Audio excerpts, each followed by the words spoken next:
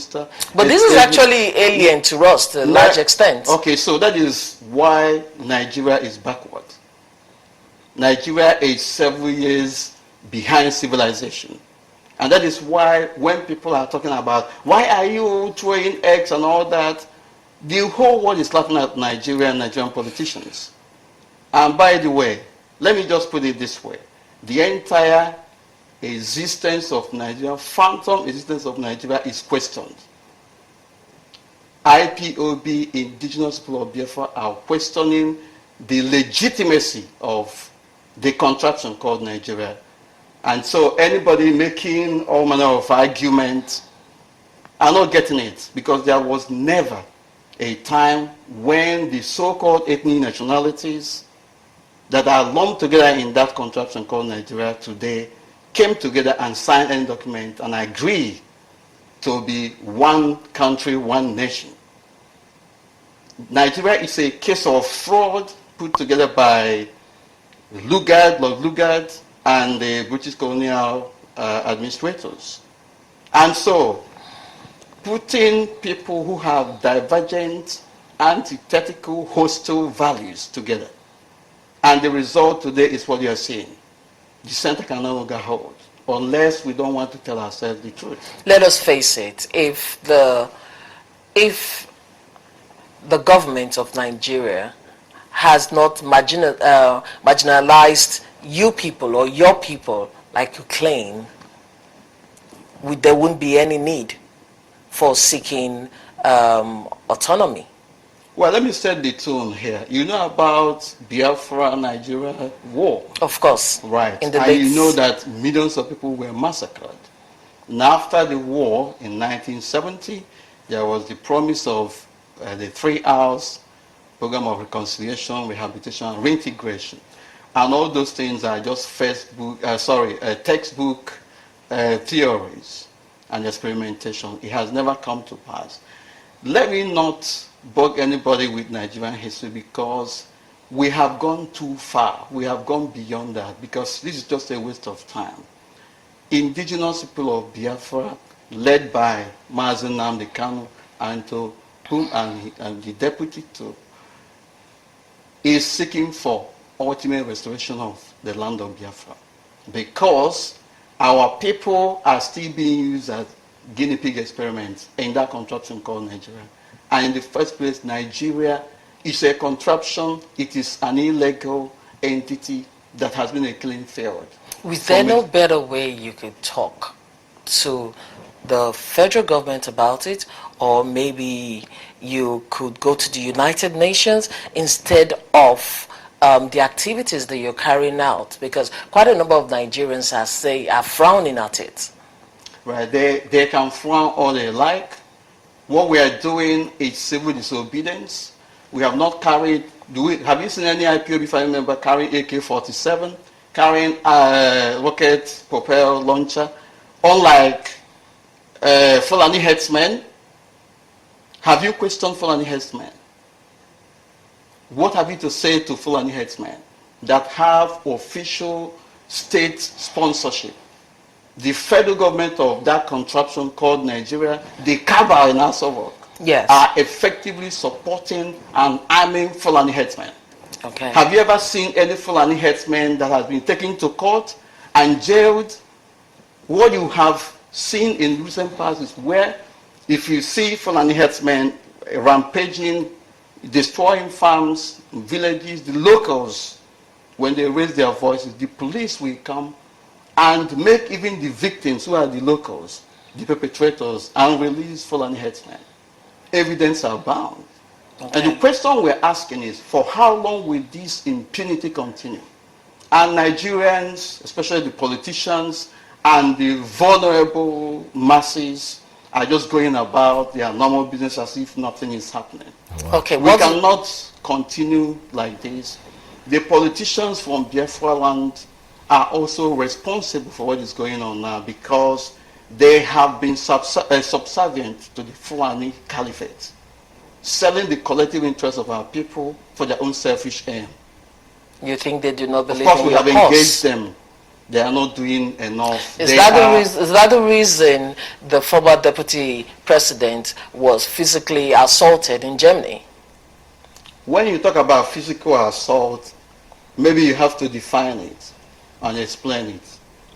IPOB family members are embarking on civil protests, and which have been part and parcel of the way we go about sensitizing the whole international community. We picketed the politician that came in Germany, or to Germany in Nuremberg, to come and eat New Yam Festival. Yes. And I ask you, do you grow yam in United Kingdom?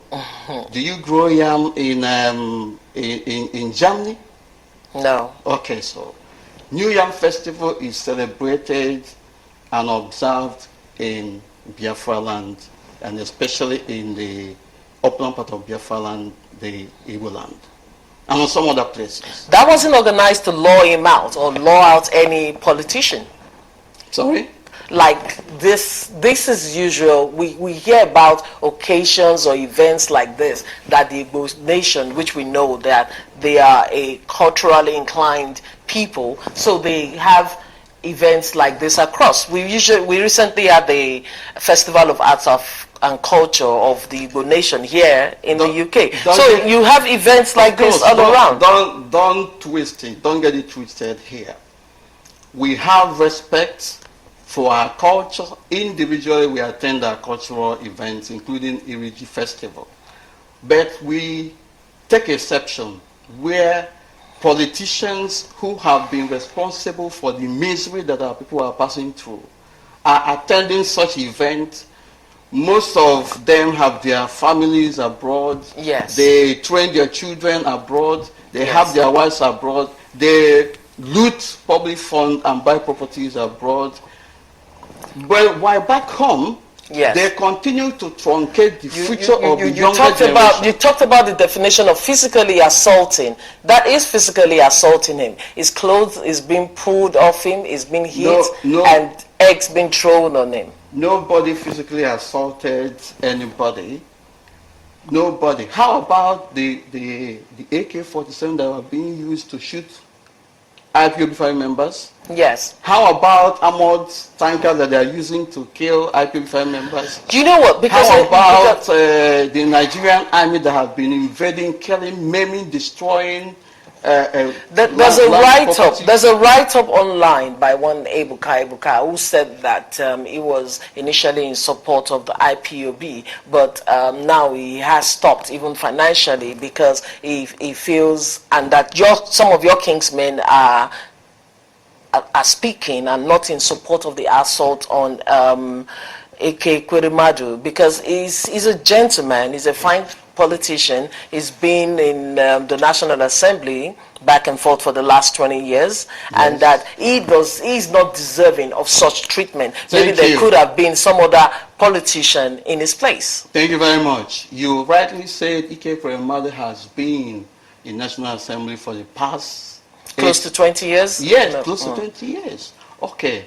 And so, what do you think that he has done for the people where he come from? The people that sent him to the National Assembly.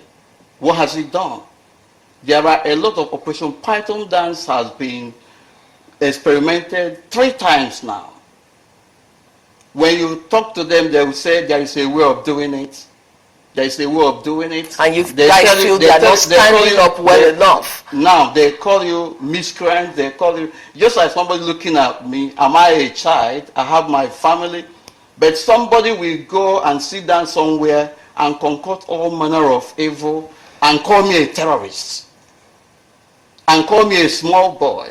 I'm also an elder in Biafra land, for goodness sake. And now, what we're saying is that they are not doing enough. And people are being killed, people are dying. Ekweremadu, for instance, should recognize that he's a symbol of Nigerian federal figure. And should take it. I expected them to go back to the drawing board to know that people are not happy. People are not, they are not happy. They are not, accepting whatever is being given to them anymore. This is a situation whereby the master will eat bone and throw it down for the so-called miscreants as they describe us to. So what we're saying here is that Ekwemad has been there. There are so many of them who have been there. When you thought they would say they call police for it, they call the army for it, they call your manner of names and all that. They connive with the Fulani Islamic fundamentalists. With your success in successfully harassing Ekweremadu, the group seems to be ginger up to do this more to more politicians. And is it just going to be limited to the Igbo or the Eastern politicians, or you intend to spread it out to other politicians? At the moment, this is a family business, for avoidance of doubt. I need everybody to understand what we are doing here. Our people are dying. In Enugu, in Ebonyi, Fulani herdsmen are invading communities, killing, maiming. 2 Reverend Fathers have been murdered in the last 3-4 months. There was a woman, one of our mothers, that was raped and killed. Everybody is saying it. Yes. And incidentally, this is happening in Ekweremadu's own state. What has he done? I heard him talking about the fact that he has done this, he has done that, he has traveled to the northeast, he has gone to south, he has gone to middle belt and donated money. Go and ask him, what has he done against what is happening in his backyard? He hasn't done anything. So what we are saying here is not about playing politics with our lives. The question we're asking is, for how long will it continue? We are tired of newspaper publications. We are tired of brown envelope journalism. What they are doing, these politicians, is when they go there, if something happens, they will instruct their assistants or their aides to write something, and they will send it to journalists, they will publish it. Just in case, if you begin to accuse them of something, they will show you, that is what Ekweremadu was doing. He said he led federal government, he led the delegation to Nigerian federal government on the issue of Operation Python Dance and IPOB and all that, and that he was doing it quietly. What we are saying is, if you are here to defend your people, come out in the open and defend your people, not in secrecy. To the extent that in fact it's everywhere. Ayodele Fayose, the former governor of Ekiti State. Yes. Femi Fani-Kayode, these are Yoruba men. But they left, apart from defending their own people, they were also doing what our elders, our politicians should be doing for ourselves. We sent them, or we selected them to go and represent our people. Yes. They are not doing that. We want them to come out in the open and stand at the forefront and defend the interests of our people. That's what we are doing, that's what we are saying here. Apart from that, many people have been murdered, many Biafran youths have been maimed, and these politicians are still telling us one Nigeria, one Nigeria. Last year they convened what they call handshake across the Niger and said that without restructuring, that there will be no election. Where are we today and all that? And for avoidance of doubt, IPOB is not seeking for one Nigeria restructuring. We are going for outright restoration of the land of Biafra because people have been murdered. So many have been killed, millions have been killed, and as we speak, our people are still in prison. There are people who have been extrajudicially murdered and incarcerated. These politicians are the people supporting it. Yes, it's a no-brainer that the average Igbo man is Republican in nature. But I really just want to know, is everyone in on this? Both the elders, the youths, the entirety of the Igbo people, are they in and fully behind Mazi Nnamdi Kanu for, the autonomy of the Igbo land? It's not autonomy of Igbo land, for avoidance of doubt. What indigenous people of Biafra stand for is, as the name stands, is... But she used the word subsection, or what is that? If you like. Okay. We are aiming for restoration of Biafra, agitating for restoration of Biafra, and Biafra we are looking for is the old eastern region. Some part of this area they called South-South today, and some part of Middle Belt. For the simple reason that there was fraudulent delineation of boundaries in order to lessen Biafra agitation. And what we're saying today, in order to solve that problem, is for referendum to be conducted in all those areas so that people will decide where they want to be.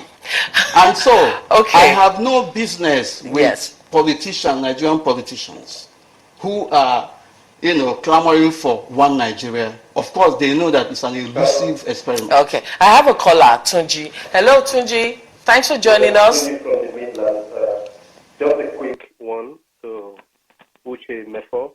I just want to tell you that I do not feel it's right for you to IPOB to keep inciting the people, beating up politicians who travel abroad into the diaspora, and mainly you endangering life of many Igbo youth in the eastern Nigeria who don't even live abroad. Most people causing this problem live in the diaspora and they don't feel any pain. Do you think that is fair? I do not think so. We've been through enough in Nigeria. At this point, we should be talking about cooperation. You can talk about decentralizing Nigeria state. I think that's fine. You have genuine points on that. But trying to overheat the policy, I think we don't have to do civil war part 2. That's all I want to say. I'll listen to you now. Thank you. Can you hear me? Hello? Okay, I think we lost That's all right. The thing is, Tunji, of course, is not a Biafran for avoidance of doubt, but it is interesting, for us to be experiencing surge in people coming up to defend the so-called Igbos this time around. The question is, where were these people when our people were being massacred? Even now that Fulani herdsmen are everywhere, killing everybody, why are they not on the street defending the Igbo people? So I call this hypocrisy. At the end of the day, in Yoruba land, in Dudua land, a lot of things are happening. I will advise Tunji to go and fight for Showore. Showore is illegally being incarcerated in detention. Yes. He has left Showore. On the hearing of tear gas, everybody ran away. Of course. Okay, so I don't think that he has that legitimacy to be advising me or indigenous people of Biafra on what to do with our own people. Okay. And we have said that this is a family business. Noted. Of doubt. Noted. Okay, we're going to show a clip, the clip that, of course, have gone viral of members of IPOB outside the ambassador's residence in Japan. And when we come back, we'll have Dr. Don Pedro Basaki back on set with the deputy leader of IPOB. So we just want to have discussion with this Nigerian embassy, ambassador house, see where he's living, mansion with our money. This way he's living, so we are trying to get things right. You can see protection everywhere, police everywhere, but we cannot give up. We cannot give up. Look at where he's living. Look at the house. Look at the mighty. Yeah, this is Radio Biafra USA 2. My name is Mazi Ike Peters. We're still streaming this live from a clip that I was just received this morning. It's very interesting. I told you I had never listened to it before, but because our deputy leader is on the clip, I decided I'm going to air it. I'm hearing it for the first time, to be honest with you, and I'm very, very happy with what is going on right now. All right, our leader is Mazi Nnamdi Kanu, is IPOB. That's what we are, whether you like it or not. I'll keep on airing this clip until certain time because I'm going to base my phone calls today on what we are hearing right here. But after that, I am going to go and read for you something that I got this morning about Uche Bazo is coming to Texas. So those of you in Atlanta, I think, okay, I'll go to that program and find out exactly where he's going. But wherever he is going, IPOB, we are waiting for him. Let him come down. They will come and see what ihe ahụ baby a ga-afụ nke tọrọ bịa ti let him come.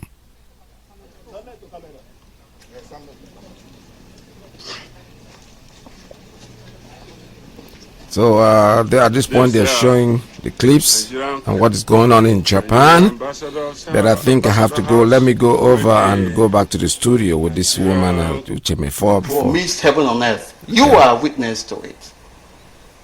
And all of a sudden, the once vocal president became very deaf and dumb. He doesn't talk anymore, even to talk to the citizens that the so-called citizens, the electorate that fraudulently put him there because he didn't win an election. He cannot talk. Let him come out in the open. We have challenged him. Come out and speak to your people. He cannot do that. Yes. People are now doing all those things for him.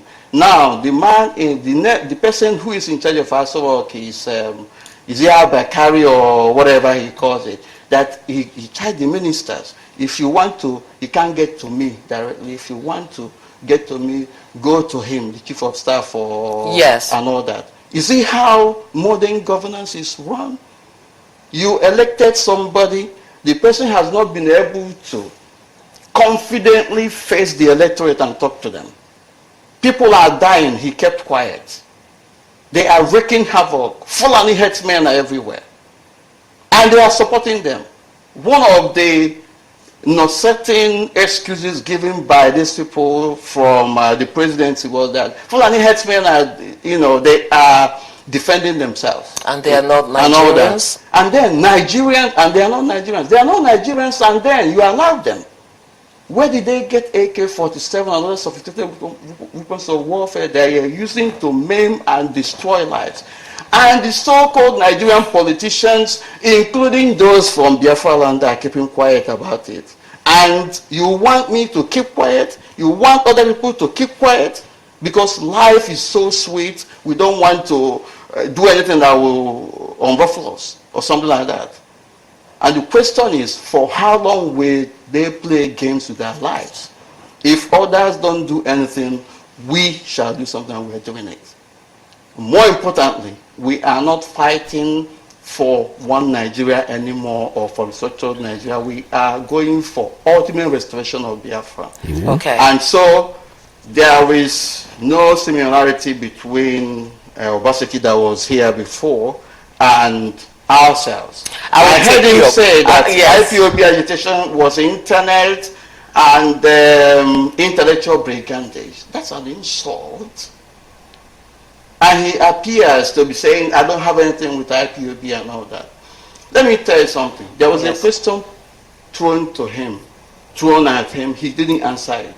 Yeah. Would you allow people whom you are claiming to be Igbos and other people in the so-called I have a question. Let me speak with Austin. Referendum. Yes, I have a caller. Hello, Austin. Thanks for joining us. Where are you calling from?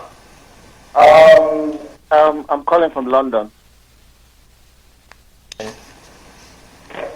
I just want to.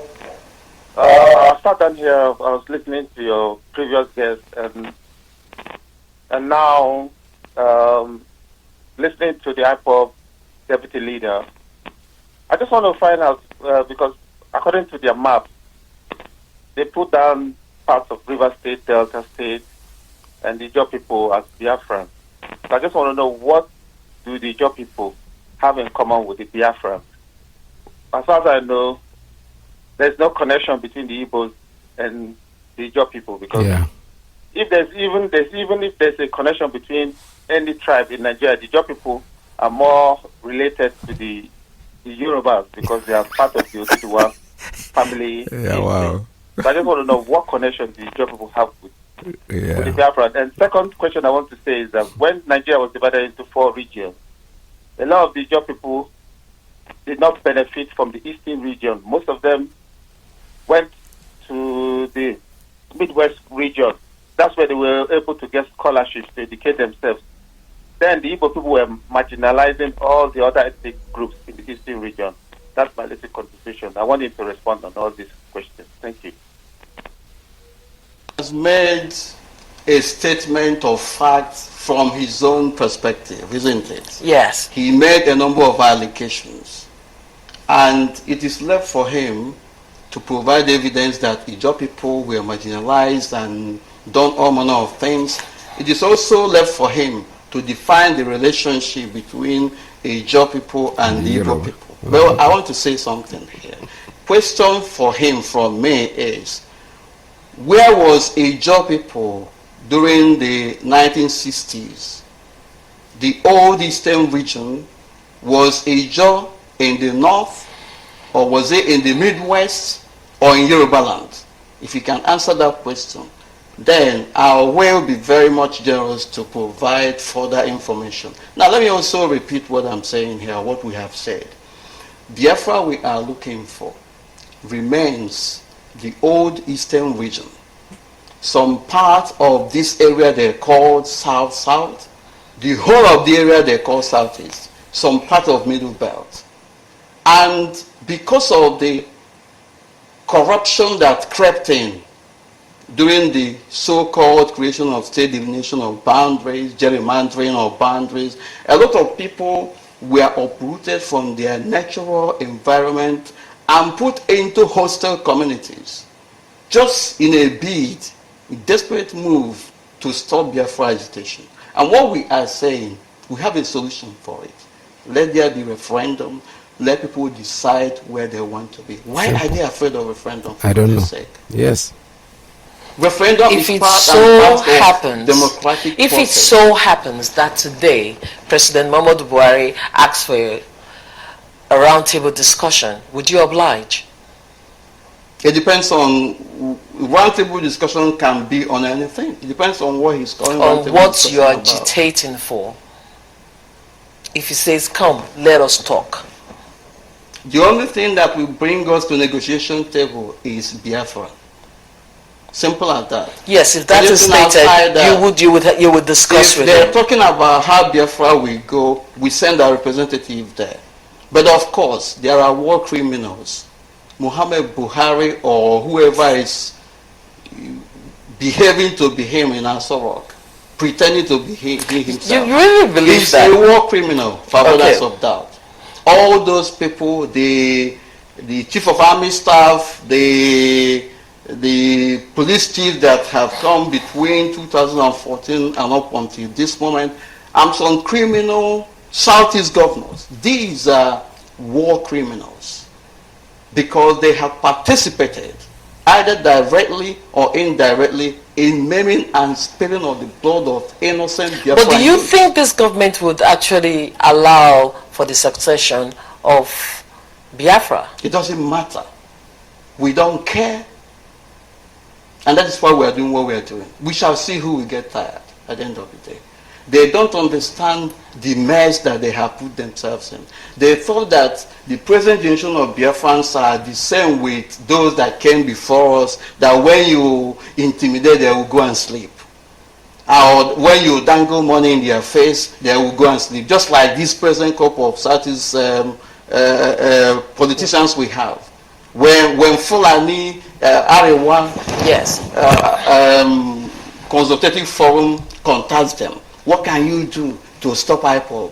People are going for contract from our place to stop IPOB, to go and collect money and then give information on whereabouts of IPOB members. These politicians cannot deny it. They are privy to all the python dances that have been conducted in Biafra land to kill, to maim, to destroy Biafran youths. Meanwhile, their children are abroad. They are preparing the future for them and destroying the future of those who are home. That is selfishness. And we are saying that it will not continue. What would make you remain a part of Nigeria? Nothing. Nothing. I love It's that. too late. Good answer. So much blood has been shed. That's right. We are going for Biafra. It doesn't matter how long it takes. They may say restructuring, we go back to the regional system. It is taking us closer to Biafra. At the end of the day, it is an abomination. It will be an injustice too many for us to abandon this cause. because many have died because of the name Biafra. And in this present dispensation, many IPOB family members came out and they vowed to fight for Biafra. And in the process, they were mowed down. We cannot abandon them. Our loyalty is 100% where they are. Are you bothered? And no matter how long it takes, Biafra shall be restored. Are you bothered about the backlash you've been receiving? What kind of backlash? About giving the country a bad image abroad by your activities being unruly? By wanting to embarrass the president? Which president? Embarrass the president. Is protest, civil protests, a crime? You need to ask yourself. If it is a crime, most of us would have been arrested. It is only in Nigeria that this mentality is reigning supreme.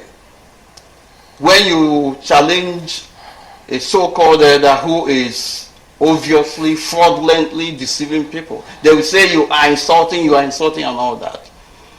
I have given you an example. There are so many politicians, including an Ukrainian politician, a number of them, they were thrown into dustbin. Yes. Zimbabweans chased one of their political figures on the streets of London. There are so many. So why is this problem with Nigeria and Nigerians? Okay. Why that mentality? Let us speak with Paul. Hello, Paul. Thanks for calling us. Let's have your contribution.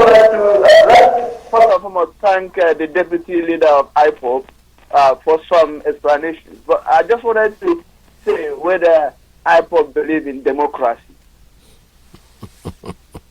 Of course, that is why we are calling for referendum. Referendum is not come with a fiat or by a fiat. That is why they said Nigeria and Nigerians say that they are democracy. Yes. And so we want to follow democratic process. And we are calling for referendum. And they are saying, no, it is treason. So who is fooling who, for goodness sake? Okay, one thing that many people have commended IPOD for is the fact that now we can get most Nigerian politicians to sit at home instead of coming abroad to spend the country's money, living lavishly. And of course, a lot of them come over here and across the world for health tourism, whereby our hospitals are in dilapidated states back home. Nigerians are dying, you know, every day from lack of proper health care. So with the treatment of Ekweremadu and with the constant videos that have gone viral that any politician that is being caught abroad will be severely dealt with. So we see like there's been some caution there from Nigerian politicians. But the Minister for Aviation, am I correct? Oh my goodness, the father, Rotimi Amechi, he has said that, who are you guys threatening? Yeah. That he can travel whenever he wants to. Let him go ahead. He was in a train going to River State. Let him come to Geneva. His name is Chibika Amechi, isn't it? He's an Igbo man claiming to be something he's not. Let him come to Geneva. But you're going to have words with him. You're going to sit and have words with him. What kind of words? He won't be maltreated. We have not treatment will be stopped. I need to correct this impression. We are not attacking anybody. And if it is an attack, it's an attack with egg, commensurate with an attack with AK-47. Can you begin to rationalize? Yes. Okay. These people, if it is an attack, we attack you with egg, you are attacking our people with AK-47, killing innocent people, and everybody is jubilating. Because of course in societies like this, the AK-47 is not readily available. Let us speak with Uzoma. Hello Uzoma, thanks for joining us. Let's have your contribution.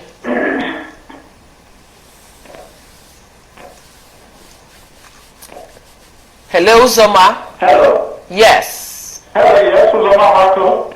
Yeah, where are you calling from? Yes, what I want to say, I just simply want to make one or two contributions into the discussion.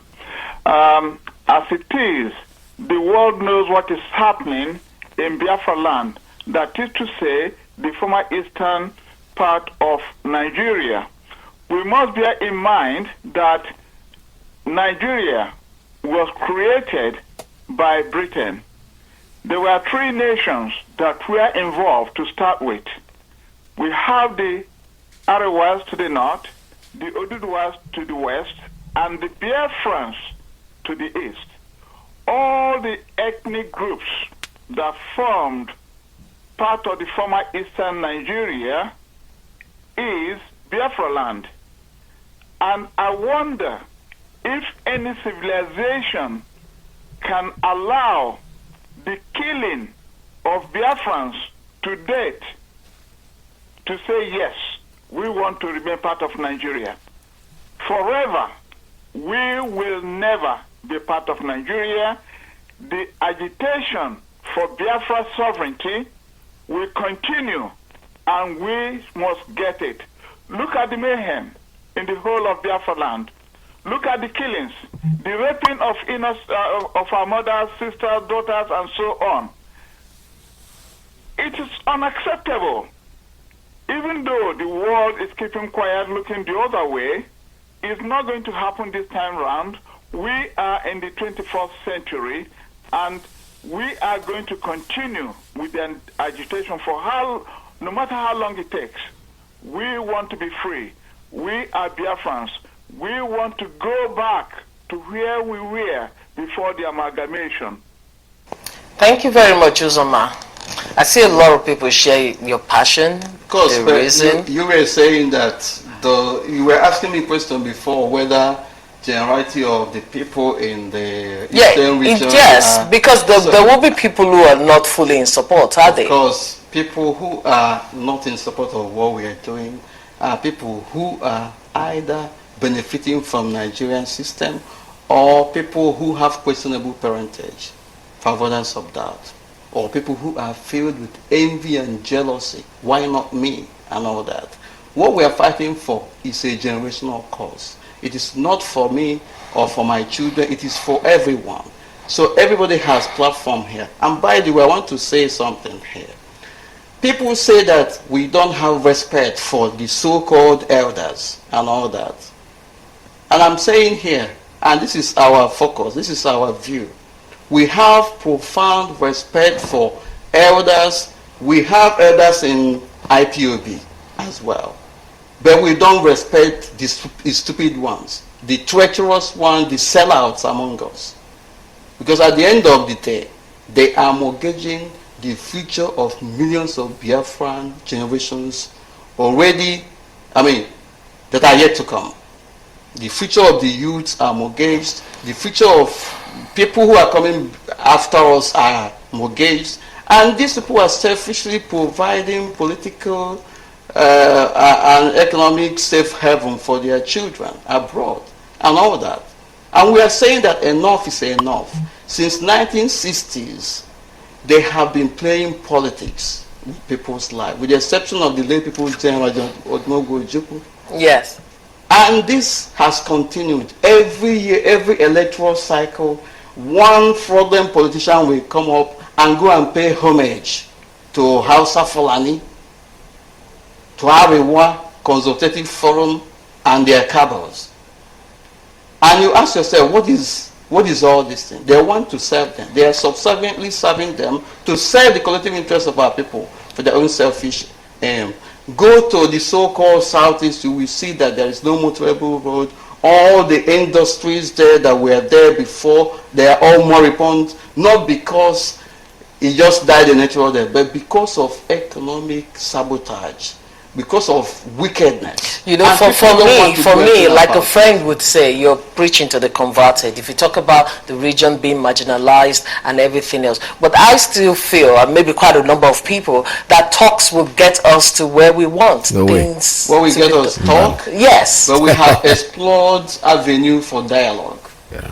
All these politicians telling you IPOB is this, IPOB is that, especially from Biafra, and ask them whether we have not made contact with them before. Our leader, Nnamdi Kanu, told them, that was in 2017, go to Abuja, get me a date for referendum. Go to Abuja, tell them that our people are being marginalized. Let them fix the roads, let them fix the schools, that children will be going to school. Let them open up the ports and airports for infrastructure, for another infrastructure facilities to be in a very good state. Our people are being deliberately and in a most wicked fashion being sidelined. And then those who are supposed to be representing our interests are sleeping and, building economic and political capital for themselves and their children. And we are saying that this cannot continue. These are sellouts. Unless they change, Yes. this is just the beginning. Okay, now I want to take you on because you said you wanted to talk about it also, and we wonder why Don Pedro Obaseki left before this conversation ended, because he had promised that he had nothing to offer. Discussion, because he was talking about the map carved and the Biafra map carved, and that Delta and Edo State is part of it, and you're saying you're going back to the old map when the regions were separated and brought together. We know that Edo Delta was part of the eastern region, and if these other two states say they don't want to be part of it, what happens? So that is why the only way to resolve all those problems is referendum. We are not forcing anybody, but we are restoring Biafra the way it was before, because that was our inheritance wrongly robbed us. And we are saying, let Biafra be restored the way it was before. Anybody can belong to anywhere he wants. Okay. But because of these problems, people making this claim and all that, and because of this fraudulent delineation of boundaries, gerrymandering and uprooting of communities and putting them into hostile communities where they don't have a say. We want referendum for people to decide. You can decide to belong to Sokoto. You can decide to go to Yoruba land and live. But let those who want to be part of Biafra decide as well. Okay. Why? All right, that's interesting. I said before that as soon as I saw our deputy leader on that program, I know that something good is going to come out of it. It's a very simple thing. Everything is very clear. There's nothing they can do. They can say whatever they want. I just want to remind you and read up something that I just picked up on Facebook this morning, and I hope it is true, whether it is true or whether it is fake, it does not matter. I'm going to read it out and let those who are concerned know about it. Governor Victor Okezie Ikpeazu heads to Atlanta, Georgia, USA yesterday. That's the date. It said 29/08/2019. That was yesterday. It says Governor Okezie Ikpeazu of Abia State is presently on his way to the United States of America for the Ngwa Youth Convention 2019, holding at Atlanta Metro Perimeter Center, 246 Perimeter Center Parkway, Northeast Atlanta, Georgia, 303. Address, Atlanta, United States of America. Now, the series about the Ngwa Youth Convention 2019. I spoke to one of my friends who happened to be Nwafo. I call him Nwafo, and it was making me understand that those politicians are the ones that are organizing these things. They give them money to print posters, get them prepared, they are coming. But you know what? Atlanta, Georgia is in the United States of America. We're going to welcome you there. All right. While in America, the governor is also expected to visit his children living in the country since he became the executive governor of Abia State.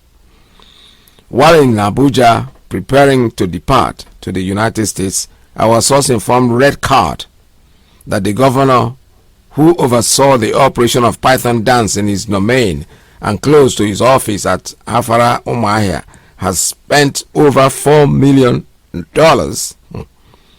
to enable him have a soft landing while in Atlanta, Georgia. That's exactly what my friend was trying to make me understand. They spend money. They are the ones inviting themselves, telling their masters that, you see, we are trying to take control of IPOB. So he will come here and then he will go back and show videos. Biawa, we are waiting for you. Atlanta, Georgia. IPOB, I hope you're ready. This money was spent on some Ngwa youths, some fake IPOB members who he has succeeded in buying over.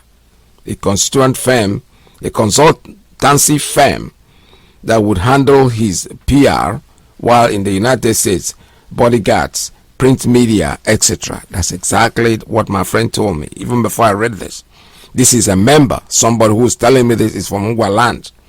While the governor is spending such a huge amount of money to attend the Ngwa Youth Convention in faraway Atlanta, Georgia, the Abia State branch of pensioners were protesting in Omaha for being owed nearly 3 years of their pension arrears.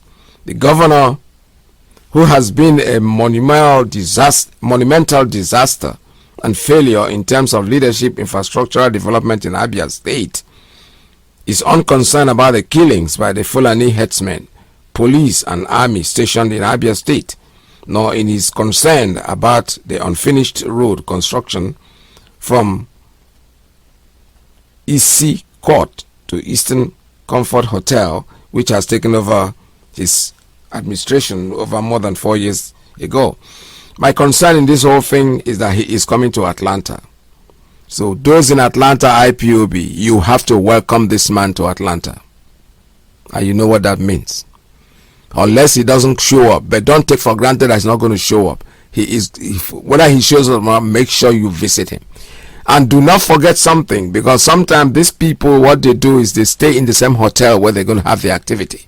So he can sneak in from his room into the hall where they are doing the thing. So IPOB Atlanta, sit up and wake up and make sure that you welcome him to Atlanta. That's well said. Our leader had made, there's something here that interested me also. Fella's son, I was listening to him and I was impressed actually. I never met him before. I never went to his shows, but when he was talking, I was like, wow, this guy is brilliant. So let me play a little clip. He said something about IPOB, which actually interested me in the whole thing. We are all historical beings. We are here to make history. Everybody goes around saying, I'm here for a reason. God did not create me for anything, for nothing. And the only context that they understand that is that, oh, they're here for a reason to make money. Yeah, imperialistic and capitalistic ideas. That's what they have. Let me move this step forward, because one particular action into items of one action. What are the things that are on your recommendation list? Maybe say protests or voting in another direction, or what is revolution? Not taking it from the theoretical surface. So revolution is action and reflection moving together simultaneously. So, because action without reflection is just activism. It's not revolutionary. It's not revolution or revolutionary. And reflection or words without action, they say, is verbalism. Abi? So it is the mixture of the two. So I feel that people, if we are really going to liberate the people, we must make them aware of their historical responsibility. We cannot think like the oppressor and say we want to do for, or we are trying to win the people over. These are oppressor statements. These are oppressor mentality and mindset. We as revolutionaries, we have to go among the people and work with the people and try as much as we can to develop a strategy with and among the people. Not thinking that we know something that they do not know. I think that is what is most important. Let us talk about recently, some people decided to start devising their own methods. For instance, if you look at the IPOB, they have decided to be going to wait abroad for any public official to embarrass them and send them back. How would you evaluate this kind of action? Would you appraise it? Would you applaud it? Or would you fault it? It is not in my place to do any of those three. But all I'll say is that next time any group of Nigerians are planning to beat up any Nigerian politician, especially when I'm there. I'm in Europe. I was there at that time. I was in Europe then, and they don't let me know about it. I'll be very offended. You know, that's the only thing I have to say about that, because I was there. I was in Europe. I mean, is it not more hands that we need? The more hands, the merrier. You know, something like that is going to happen, and at least I didn't hear about it. To be present. To do what if you were present? I mean, more hands. I know Yoruba, we have an adage that says, well, the name we are going to give our child is always in our stomach. What I'm going to do there is not anybody's business, but it should be that you are there. It should not. I mean, it should be an open invite. As many Nigerians that can be there in the diaspora as possible should be made available. I mean, that's when it becomes really democratic. So a Clarified meeting is not democratic. I feel no, it was democratic, but not democratic enough. Okay.